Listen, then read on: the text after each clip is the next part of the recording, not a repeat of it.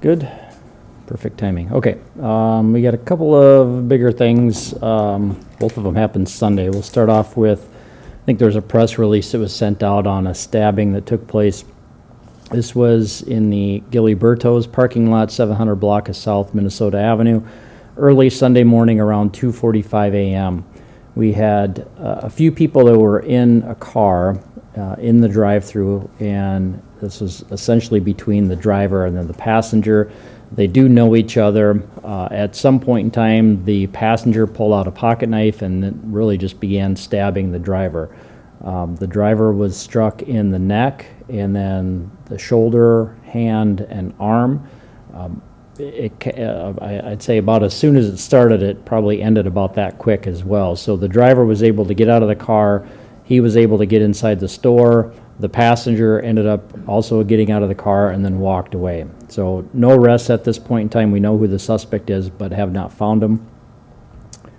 If it was let me look and see if it was I think it was a man, but the victim was taken to the hospital. Yeah, the suspect is a man. Victim was taken to the hospital. The injuries were described as non-life-threatening injuries, but obviously severe enough that needed to get some medical attention. The victim in that case is, get you the age here.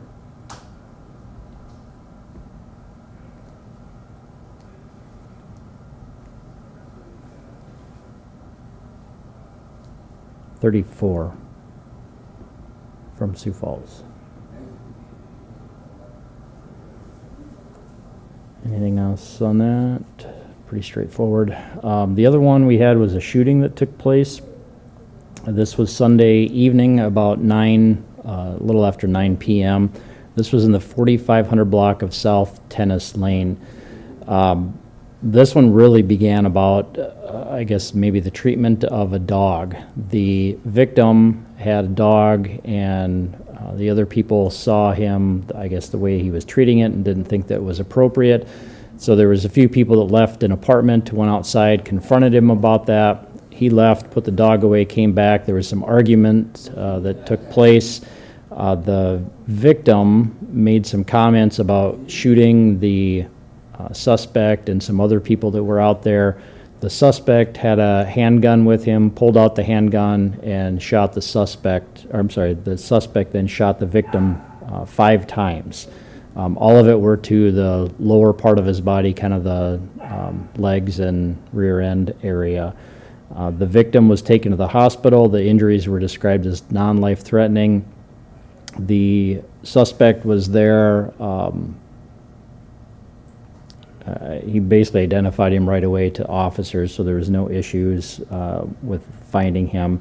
Once they figured everything out, he was arrested for reckless discharge of a firearm, possession of a loaded firearm while intoxicated, and aggravated assault. The victim in that case is 26, and the suspect, do you want his name? Yes, please. Last name is Moorman, Moorman. First is William, William. Middle is Dean, Dean, and he's 33 from Sioux Falls. So the shooting resulted from an argument over the treatment of the alleged victim's dog? Yes. Yeah, it was the argument over the treatment of the dog, and then things just basically escalated from there. Okay. The other aggravated assaults, we had quite a few domestics, some strangulation, some people punched. Really nothing else big out of that, no serious injuries from anything else. The burglary, no arrests on any of those, but we had an apartment was entered, a motel room, house. We also had a vehicle that was stolen from an unlocked garage or open garage. The disorderlies, a lot of reports in there, really nothing significant. There was some warrants, some trespassings, yeah, nothing real big.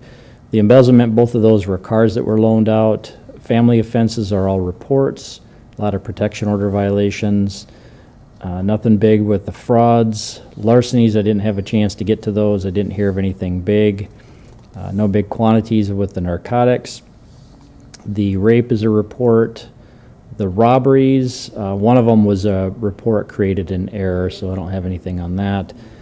We had a guy that was punched and had a cell phone taken. He knows the suspect.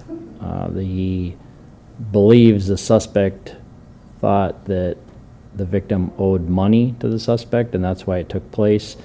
The suspect has not been found in that one.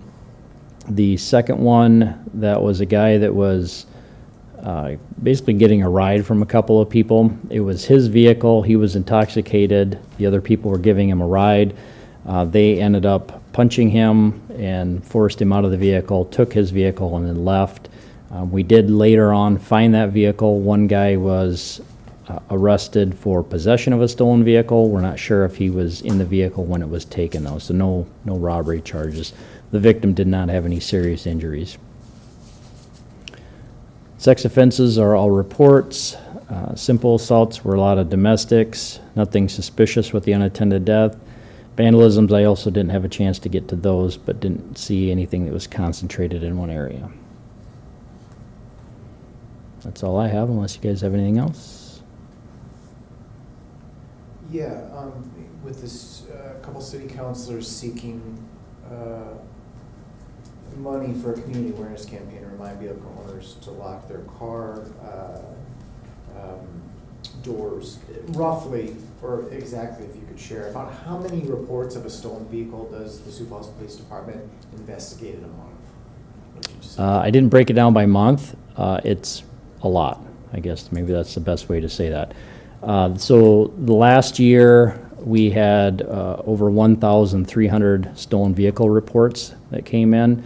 Over the last 5 or 6 years, those numbers steadily increase every year. So the year before that, a little less, but still 1,300 cars that were stolen.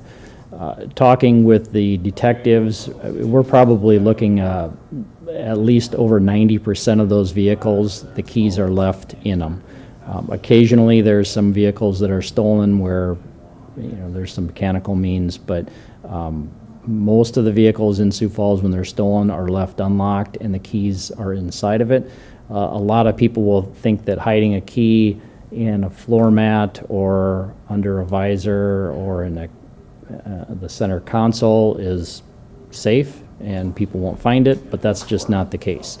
The best thing people can do is make sure their cars are locked, make sure that the key is not left inside the car. It's just too easy for somebody, and we've talked about this for years, right? We get a lot of criminals that go out specifically looking for unlocked cars, and if they find it, they'll take valuables from it.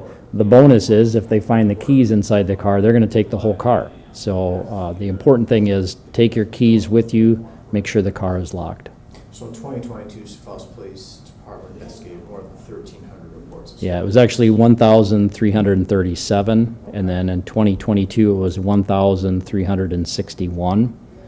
That was 2022 or 2021? Sorry, the 1,337 was 21. Last year, 1,361. Gotcha. And how is 2023 looking? So far through May, we've had 549. If we compare that same time frame to last year, we're down a little bit, but not a whole lot. So I'd say we're probably right about where we're tracking in 2022. And the general trend over the past few years has been upward. Yeah, I mean, I went back to 2019 and we had 759. So things have just increased from there. And that was, even the years before that, they were lower number than what we had in 2019. And then do police see a lot of damage or additional crimes committed after a vehicle is stolen? Yeah, it really depends. Sometimes the cars are damaged. Sometimes, we've seen it before where they're used in committing other crimes. It's hard to say. Sometimes it's people that just use the car for a time. I mean, it could be days, it could be weeks, but they're just using that car to get someplace. And it's just a mode of transportation. They just happen to find the keys and then use that for, you know, it may be just a drive across town. It may be that they use it as their own personal vehicle for a while. So sometimes the cars are recovered and there's no damage to them. We've seen it before where they've been wrecked. It just depends. There's the whole spectrum that's covered there. And sometimes they're used to commit additional crimes. Yeah, there are. We've seen that a number of times where stolen cars are used to commit other crimes. Follow on, are a lot of the cars recovered in the area, or are they gone? No, they're almost, I'd say we're probably looking at that same percentage, you know, 80, 90% are recovered in Sioux Falls. You know, the big, I guess, misconception that people have is what you see from TV and the movies is that there's a big chop shop, and once a car is stolen, it's parted out and never found again. That's not what we see in Sioux Falls. What we see in Sioux Falls is a car is stolen. Sometimes it's from the east side, ends up on the west side, vice versa. Sometimes it's just a few blocks away. There's really no rhyme or reason to it, but most of them are recovered in Sioux Falls. There are, I want to say, there's really no set time frame.